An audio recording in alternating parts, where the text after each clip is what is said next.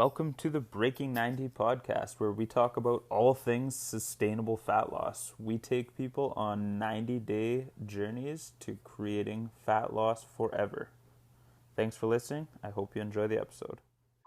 Hi, everyone. Welcome back to the Breaking 90 podcast. I'm your coach, Jerrika, with my excellent co-host, Coach Kelly, and we are two of the coaches of Breaking 90 Fitness. Hey, Kelly, how are you? Good morning. I'm doing well. How about you? I'm excellent and loving the sunshine. Yeah, good. I want to share a really fun experience with you. Maybe Alex has already talked to you about it, but about a week ago, my partner, myself, Alex, and his wife, Devin, all headed to Burlington together to go to this place called Activate. Have you heard of it? No. It's incredible. I don't even know how to put it into words. It is basically like there's like 20 rooms in this place, and every single room is a different game. And then within it, you can play like 2 to 6 different versions of the game. So you go in teams of 4. So obviously the 4 of us were a team, but you can choose in each of the rooms if you want to play competitive or cooperative with each other. And cool. Alex and Devin were present, so there was a lot of competition involved. Yes. Super fun and very intimidating. So each of these different rooms has different elements to it. So you can go into some that have lasers where you're literally like ducking and diving and trying to get to the other side. There's some that have hoops. So basketball is obviously the focus there, and there's different versions of that game. There was ones where you're like hitting buttons on a wall, but you have to do it in a sequential order. So you're literally like 4 of you are whipping around the room, flying to hit these buttons, flying into each other. And I should mention it's all in the dark. And everything is neon. Yeah, wow. It was incredible. And then one of them was a rock climbing room. So like 3 walls is this like, floor to ceiling rock climbing wall, and you have to scale low to the ground. Obviously it's kid friendly, but you've got to scale from one side to the other as fast as possible, touching all of your light up neon, little handles. It was the most fun I've ever had as an adult. That's amazing. Yeah, we thought of you the entire time. I was like, Jerrika would absolutely love this. Yes. Devin is a beast. She was like the winner in basically all of the rooms, minus I think basketball. It was so much fun. We were out of breath in the first 30 seconds. And like each room is 30 seconds to about 60 seconds per game. So it doesn't last long. It's just enough to kind of like cognitively really wake you up and physically demand everything from you. Talk about 20 minutes of purposeful movement. That is so fun. That's totally up my alley and definitely close to me. So I'll be checking that out. Yeah, it's well worth the drive. I think it was $25 for the hour, and you can pay an extra $10 for another half hour or something. It was so much fun, especially to do with a group of really fun people. Awesome. I love finding little hidden gems and fun different things to do within cities. That's really fun. Yeah, let me know if you go. I would love to hear your experience. I will definitely let you know. That will probably be happening soon, I'm sure. And your staff. Awesome. Okay. Well, I'll make note. Awesome. So what do you have for us today? I have a topic for you today. So I know a few weeks ago, you and Alex talked about how specifically people pleasing can kind of self-sabotage specific goals in fitness. I want to take a step back from people pleasing, and I want to look at self-sabotage as a whole, because I think this was a really important topic, and I think we can I'm going to pick your brain on this one because it's totally a Kelly topic, but I want to just talk about what it is. We'll talk about some strategies on how we can signs of self-sabotage. We'll kind of take this in a couple different directions, but specifically relating to health and fitness. Cool. Yeah, I love it. Awesome. You're comfortable with that? Yes. And okay. I let you lead and answer questions, or I can kind of to it and take it in different directions. I'll leave that up to you. Let's just start with what it is. A lot of people don't maybe know when they hear the word, they can kind of figure it out, but what would you say is self-sabotaging? Sure. Let's try to keep it health and fitness related. Yeah, well, I'm going to do generally, so people understand it in a general sense, and then we can draw parallels to the fitness. Definitely. Journey. If we think about sabotaging, so ruining, wrecking, destroying, that kind of thing, that is the general energy of the word, is to tear down, essentially. So you're adding self to the beginning of that, meaning you are tearing down the self. When it comes to goals, health and fitness, what you are setting out to do you are then wrecking on your own terms. Now, is this always intentional, or could it be like unconscious? Absolutely can be subconscious for sure. It can be intentional as well. And I think we know that because we obviously can self-sabotage and sabotage others. But yeah, a lot of it is unconscious, and we typically don't necessarily know the motivation behind it. Awesome. I think a lot of people are like, oh, this isn't me. But once we get into some descriptors and some examples, I think every single person will relate to this. And I think it's more common than we think, unfortunately. Absolutely. And what's really interesting, and we'll probably get into this at some point in the discussion, is that sometimes self-sabotage can look very much like success. For certain personality types, they will self-sabotage by overachieving to the point of perfection, and also racking up accolades, awards, things that put them in the limelight of their success. So it can Interesting. Yeah, it is. It can look like you went from all to nothing, and both can be sabotaged depending on the intent. Interesting. So let's keep this general then. So why as humans do you like this? Just be what you think. Do you think that this is so common, or why do we do it to ourselves? Is it just something that is it our environment teaching us that's okay? Is it something that we're inherently born with, or what would you say? First, I'm so excited. Like, this topic makes me so enthusiastic because I love taking good care of people. And the question that you're asking is, let's get to the bottom of something so that we can take care of ourselves. And as coaches or family members and friends of people who are trying to achieve good things for themselves, how can we support them if we understand that self-sabotage comes from some feeling of not being worthy, right? So to go back and answer your question, there's kind of 3 different ways that we can approach intent behind self-sabotage and why we do it as general human beings. Okay. There are certain personalities that come from a place, let me back up. I want to address this first. Typically, any defense mechanism is built up as a result of understanding that our needs are not being met. So when we're really small children and we are fully, understandably, completely dependent on other people, i.e. adults, to meet our needs, something is coming into our reality to alert us to the fact that, oh, be careful, your needs are not going to get met if you don't behave a certain way, right? So this is where all of our unhealthy conduct stems from. So it begins with evidence. I want to put it that way, because then we get conditioned into believing that it's going to be true going forward, right? So it's not that there's something fundamentally wrong with us as individuals. It's that we had evidence, and then somewhere along the way, probably continually, family, friends, society, systems, and institutions within the world reinforced the fear that your needs are not going to be met. So that's where self-sabotaging stems from.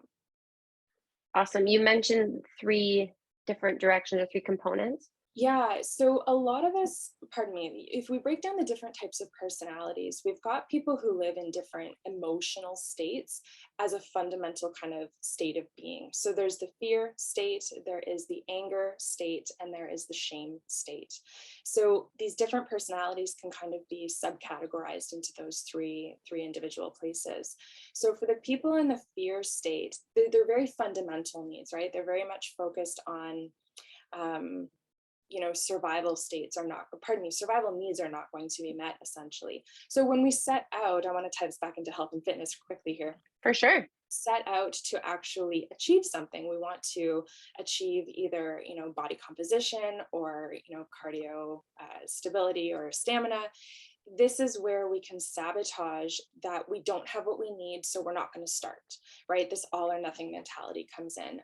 If I set out to do something, I'm going to injure myself. We can go back to fundamental needs of injury. So we can stop ourselves before we begin, if that makes sense. Yeah, I'm so glad you made that tie-in, because at first I was a bit confused with what you mean by fear and the survival needs weren't met, and I can see that in the greater scheme of things. But now that you tied it into the fitness aspect, I'm like, oh, this is really common. Okay, well, hang on. We can break these three down even further in the fear state. So we've got some personality types who are very much focused on, I need to know everything before I start. I need to sponge up all of the information and feel very in control about what I'm doing in terms of knowledge and competency before I begin doing anything. So that whole idea of being well informed starts from a good place of intent or conscious intent, but subconsciously it's, this is overwhelming. I need to control things before I fully engage, right? And if people are watching this, you can even see that my body language is changing, tensing my shoulders. I'm kind of curling inwards. That's what this personality type does. Then we've got another one in that fear triad that looks at, well, anything could go wrong. I could get injured. I could be, derailed. I need to get prepared for everything physically, which is a little bit more than prepared knowledge-wise. Does that make sense? Yep. Cool. Then we've got the other personality type in that triad where it's like, well, what if it's not fun? What if I get partway through and this is just not fun for me and I feel something that I don't want to feel?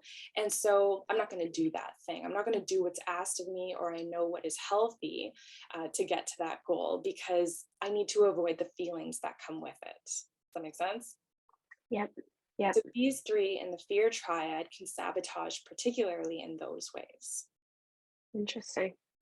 That's really interesting. Can I identify with more than one? Yeah, absolutely. Yeah, most of us have a core fundamental drive or an unconscious motivation that is more dominant than the rest, for sure. Yep. But all of those can make sense to us on different levels, because essentially, as whole human beings, we have access to all of these different qualities and characteristics. Right? There's going to be one major driving force, but of course we resonate with all of that. And that is our empathy, our ability to access empathy as human beings. Absolutely. That's really interesting. Okay. So fear, now anger.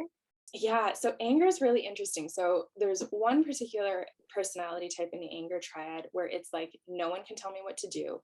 I'm going to resist authority. So working with coaches can be very difficult. So if it's not my idea, then I don't want to do it, right? And this comes from the place of, I don't want to be controlled, right? It's not necessarily that they have to be the ones in control. They just don't want to be controlled. Does that make sense? Yeah. So I can sign up for a coach and then resist everything that they say. So there's a form of self-sabotage, right? I can tell people that I'm in a program and it looks like I'm doing my work and my self-care, but I'm combative with everyone in the group or the individuals telling me what's good for my goals. So that makes sense? Definitely.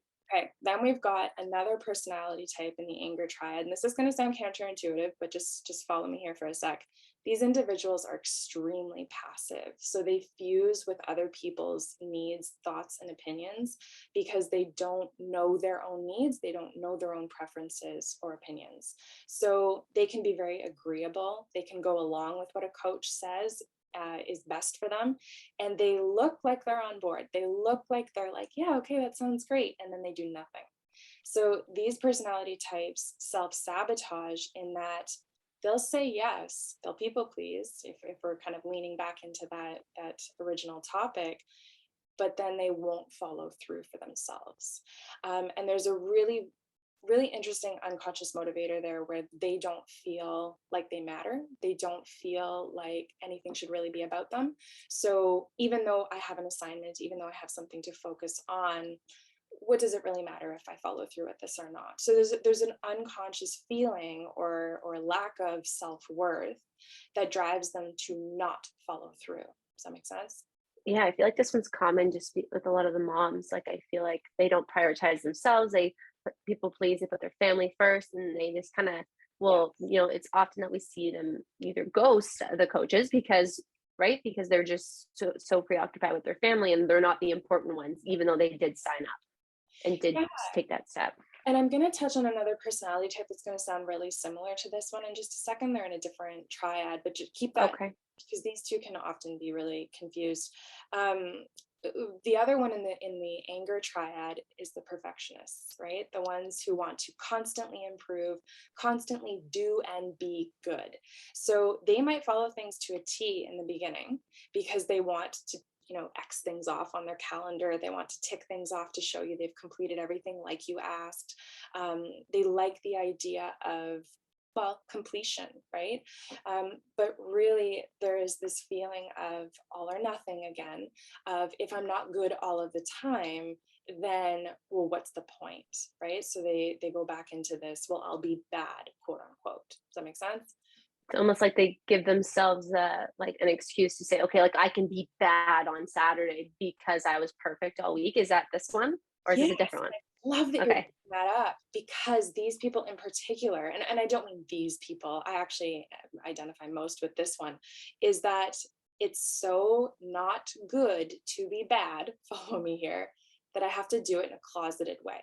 So if I am not on track with my nutrition on Saturday, and I did give myself permission, I won't check in with my coach. I won't tell them how bad my nutrition was that day, or I will eat in private, right? Some of us will do the quote unquote bad thing where no one else can see us. Does that make sense? Yep. Or like I kind of identify as like I'll sneak in quotations as well. I'll have multiple little mini treats and snacks all day, but not count those. And I only count my meals because in my mind, my meals were perfect. But those little things I put in my mouth throughout the day don't mean anything, when in reality, they add up. You nailed it. And then to make up for that, because we've been bad, we can overcompensate when we come back to the routine or the regimen or what's expected of us. And so anger definitely sits there because we're not dealing with those healthy things. So that's where self-sabotage exists in those three. Is that good so far? Yeah, I'm following you. Cool. So then we've got the other triad, which is shame. And in this one, this is the one I was going to say that can be often confused with one of the ones we talked about in fear, is that there is this fundamental drive to be appreciated or acknowledged, if that makes sense. And so in this personality type, I don't have needs. It's not good to have needs. I'm here to meet other people's needs. So it's not necessarily that you fuse, you're not merging with that personality, but you're sitting there essentially saying, it's not good for me to have needs, so I'm here to serve you. And if I'm not in service to other people and being acknowledged and appreciated by them, then what's the point, right? Then I'm no good. Does that make sense? Yep. So there's a driving emotion of shame because there's a lack of self-worth there. If I'm not good to someone else or good for someone else, then I don't have worth. Does that make sense? Yep. Okay. Interesting. Then we have, I'm going to kind of skip here if anyone knows what I'm doing. It's actually the Enneagram, which is a personality typing system. This is where I'm talking about self-sabotage from. There's a certain type in the shame triad where I am unique, I'm special, and no one understands me. And so when you assign me tasks to complete the goals I told you I want, you don't understand my suffering. I need to change it and do something unique because I'm special. Maybe my injuries make me special. I could be very much tied to the victim mentality of, well, I can't do what you're asking of me because X, Y, and Z. And I'm not talking about the honest people who have had injuries, working with physiotherapists and have limitations and respect them and then move on. I'm talking about that victim mentality of, I can't move forward with my life, right? And they hang on to this personality or this identification of being unique. And so anything that's laid out in front of me as options for moving forward and feeling whole, well, I would lose my identity if I did that. So I've got to hang on to this excuse that my needs are different than everyone else. Does that make sense? Yeah, I actually, this one's relating, it's quite common. I see this one, especially with injuries. People identify who they are with an injury that they had 10 years ago, but they're still identifying with it, right? Yeah, and so it's interesting. They sit in the shame triad because these three personality types, I'll get to the third one in a minute, fundamentally don't believe that they can be loved for who they are on their own. Does that make sense? Yeah. When we were talking about the one just before this, if I'm not acknowledged in relation to another person, then I'm not loved. If I'm not useful to another person, then I'm not loved.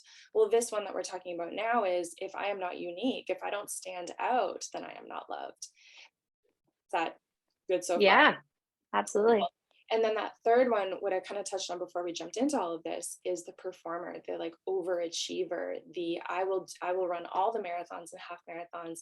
I will run all of the challenges. Maybe I'll even, design them and be the host of them kind of thing. So there's this outward projection of image. They're really, really image focused in terms of, I need everyone to believe I'm successful. I need everyone to believe that I am the best at what I do. Because if I'm not earning not just acknowledgement, but that praise, and that admiration, there's the word, then what is my worth, essentially? So that's where I was saying they can overdo it and sabotage that way because they actually aren't emotionally attached to their goals. That's the big one. That's what I just started to think about. It's like the bigger why that we've talked about.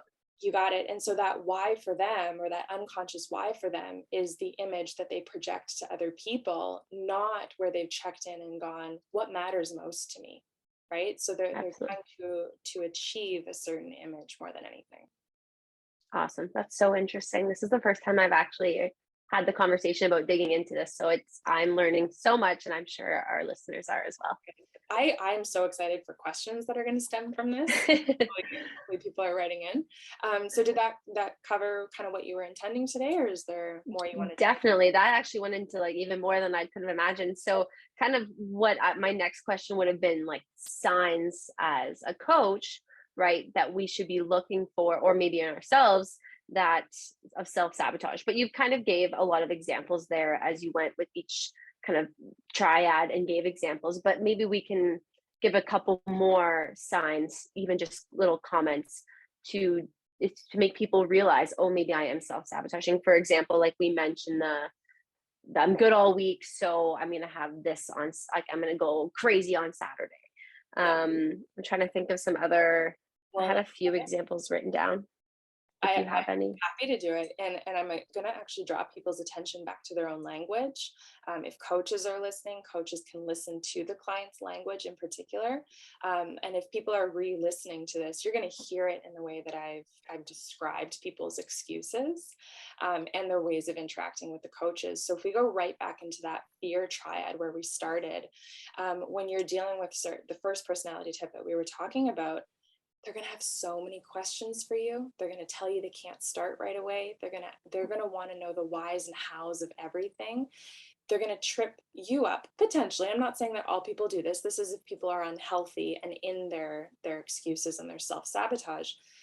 They're going to delay starting because they need to understand before they begin. So if you're inundated with questions, or you feel that you are delaying your own starting point because you need to know more, then there's a good idea or sense that you might be in that self-sabotage instead of jumping in and seeing how you feel, right? Or seeing how you're affected. That second one that we were talking about, they are fixated in the worst case scenario. So if you're getting questions as a coach about, well, what if this happens? What if this happens? What if that happens? The what ifs are their biggest indicator that they are in self-sabotage or in a lack of health. Let's say that, right? Where they haven't necessarily done a lot of their self-work or growth. That personality type is big on what ifs and worst case scenarios. Then we get into the other personality type, the third one we were talking about, where it's like, well, that's not fun. Well, that's not fun. Well, I don't enjoy that. Well, that's right. It's all focused on good feelings. And if you are going to make me feel anything that is uncomfortable or brings up emotions that I don't associate with fun, good riddance, right? I will write you off. So yes, those are excellent examples. And that's kind of exactly what I was hoping for, because this leads into my next question. And we can keep this broken down into the three, like the what if, the why start now. Those are great. So then as an individual or as a coach working with these individuals, let's keep it into the three and say, okay, so strategies, maybe we can give some take-home strategies. So I can't remember what the first one was, but for example, like the what ifs, like maybe some questions I could ask them. And I know this is so much deeper than maybe just a question back as a coach to give to my client, but it could really help. And I know that, as a coach, there's a time when, if coaches are listening, there's a time when we need to, obviously, if we can't get through to our client, referring out to a mindset coach or to any variation of is super important. But I think there are great questions back or strategies we can give them, or take home messages. So if we can kind of keep that divided and see if we can give a strategy or a tip. Yeah, absolutely. And okay. you're going to laugh at me because here I go again. Digging into the why of the goal in the first place is really important. Definitely. So all Definitely, the yeah. questions, that we've talked about in many podcasts before this, evaluating like, why do you want this goal, or why do you believe that you want this goal, can give us an indicator as to whether or not it is stemming from this place of true desire or image conscious, like we've talked about. And then once we've determined that the why is somewhat related to a real desire, then deadlines are really important, right? So being able to, and actually merge these conversations. So using that why that they have hopefully owned at that point, going through those reflective questions, giving them a deadline and saying, can you commit to, do you feel comfortable committing to, or when is a date and a time that you're willing to commit to make them own when they're going to get something done by. And I'm specifically thinking about workouts in this situation, right? And the same questions can be applied to nutrition. So what is a comfortable number of fistfuls of vegetables that you'd like to commit to today or this week, right? So asking them to own their commitments, and this goes for everyone of different personalities. When we step into owning what we know our issues are, or owning what we want to commit to, there's a bigger sense of personal responsibility instead of, oh, well, my coach told me to, right? Because each of those personality types are going to have different flare-ups if they're feeling like they were just told to do something. Even those ones who like to follow it to a T, eventually you're going to see similar behaviors to the other personality types when they fall off the rails. Does that make sense? That's true. It's a really, especially generalized. You're right. Like this makes sense across the board from everything that you described. I even think like as an accountability coach, you just saying, when do we think between this day and this day, like still giving a guideline, do we think we can commit to this one workout between these 2 days or these 4 days or whatever it may be, giving a general date range and letting them choose still gives them that control, but also we're kind of gearing them in the direction that can be helpful. Is that kind of? Absolutely. And this is going to be a little bit more finicky, but in terms of language, when you're asking them to commit to something, if we know, where they identify most with in terms of this personality typing system, we can ask them things like, does that feel fair to you? Because some of those personalities will gravitate more toward fairness. They want to know that they're being treated with fairness. Some of them, it's going to be, does that feel exciting for you? Does that feel inspiring for you, right? Those ones who are fixated on fun and outward image, they're going to gravitate towards that kind of stuff. The ones that don't want to be controlled or don't necessarily know to think for themselves, does that feel comfortable for you? Does that feel reasonable for you, right? Where they're not feeling forced into everything. Because of those different personality types too, we can kind of break them down into a lot of different ways. Not only do they have these unconscious motivators that's going to create this unconscious self-sabotage, they also have stances in the sense of how they move with, toward, or away from individuals. So as a coach, if you're coming on hard, maybe that's the way you run your business, right? Maybe you're forceful with your clients. You're not necessarily going to understand why that works for some and not with others. Or you might not care, right? You might be like, well, this is the way I run my business, but you're shutting out 2/3 of the people essentially, because some people need that softer approach where they feel like you're moving with them, right? Some people need you to come at them and they respect that because that's how they move at or with people. And then some people have a natural stance to withdraw. So if you are not allowing them to make those decisions and come to their own conclusions, they're withdrawing no matter what you're doing. That's so interesting. I'm thinking about scenarios in my head when I used to do in-person personal training. And I think about, with one client, I was like, they wanted me, jumping up and down, cheering, screaming, I'm swearing, like we're having a time. We're so pumped up. And then my other client, I'm basically like carrying them from one station to the next, like guiding them, putting the ball in their hand, whispering nice things in their ear. Like it's very different. I think about all my personalities, but you're right. If that's how you want to run your business, I definitely, as a coach, changed who I was in a sense to gear towards the client's personality. And I'm glad that I was doing maybe the right thing. So that's kind of cool. Well, yeah. And it's really cool because there isn't a right or a wrong way to do it, right? How you run your business is your business, essentially, with, double meaning there. So if you are using your empathetic skills and that is something that you desire to do, then that's fantastic. If you are someone who said, this is how I like to operate, this is the clientele I want to attract and keep, then great, you found your niche. That's a big thing. We're right. The niche. And I can think of other coworkers or previous colleagues who run their business in a specific way, and clients will gravitate towards that specific type of trainer, right? And then they're okay with only having, like you mentioned, a specific population, and that's great.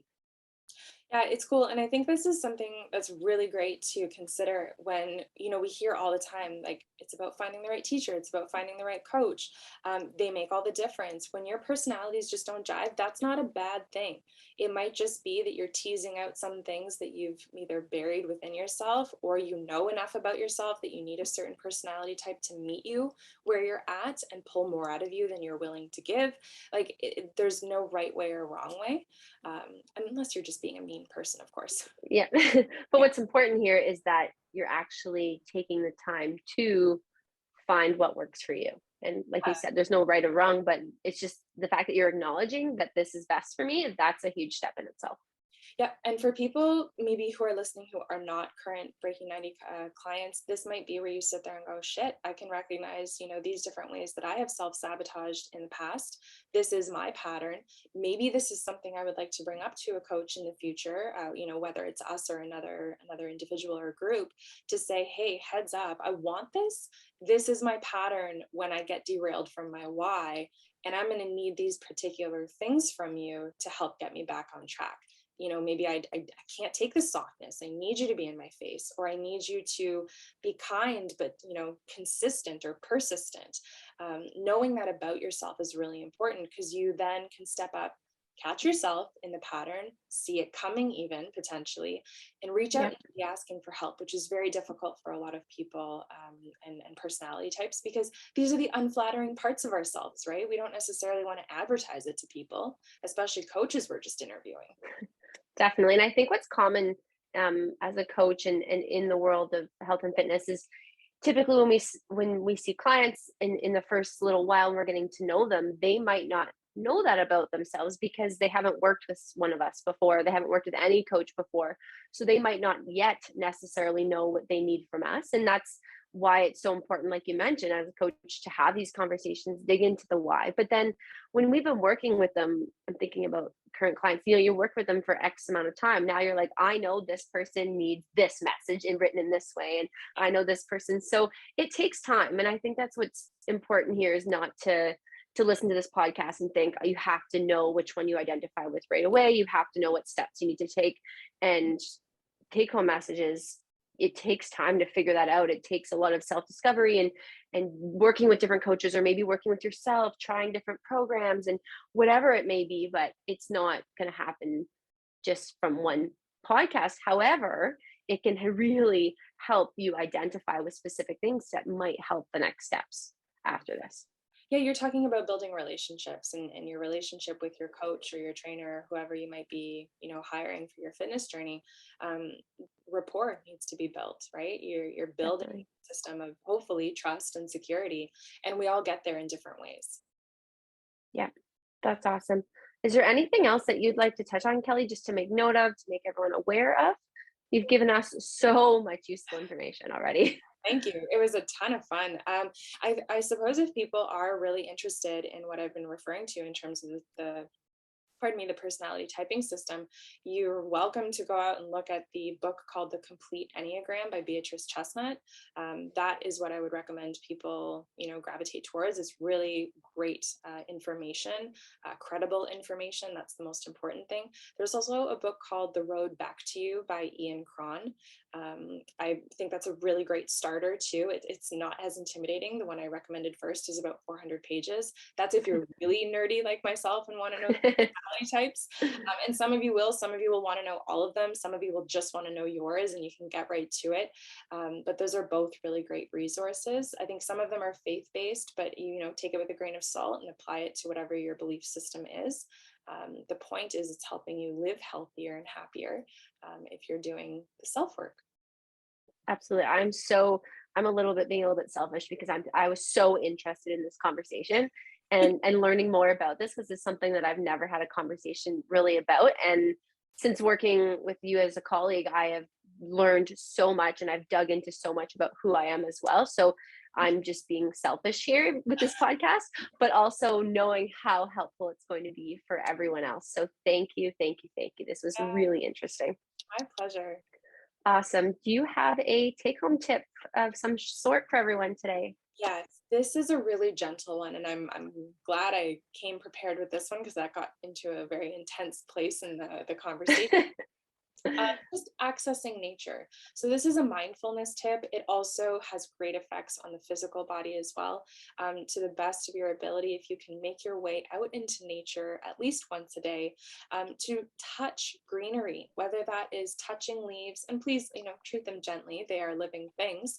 If it's being barefoot in the grass, putting your hands in the soil, this is something that has incredible effects on our physical and mental health when we are returning literally to the earth. The earth has a great ability to absorb our energy, whether it's really fun and excitable energy or really negative and stressful energy, not judging it. It just is what it is. Returning to nature and just being able to touch that physically can have a lot of healing properties if people are interested in that. Does it ever? And makes me think that we're doing an outdoor challenge with our clients this week. And one of them is to get out and do exactly that. And, people think that it always has to be walking and hiking and biking, but really just taking some quiet time and actually feeling the ground. I love my feet in the grass. It's one of my favorite things. So awesome. Thank you so much for that. If anyone has any questions at all, don't hesitate to reach out to myself or specifically Kelly on this topic. Please comment, share with anyone who you think might love this topic. We'd be happy to hear from all of you. And we will see you next week on our podcast. Thanks so much.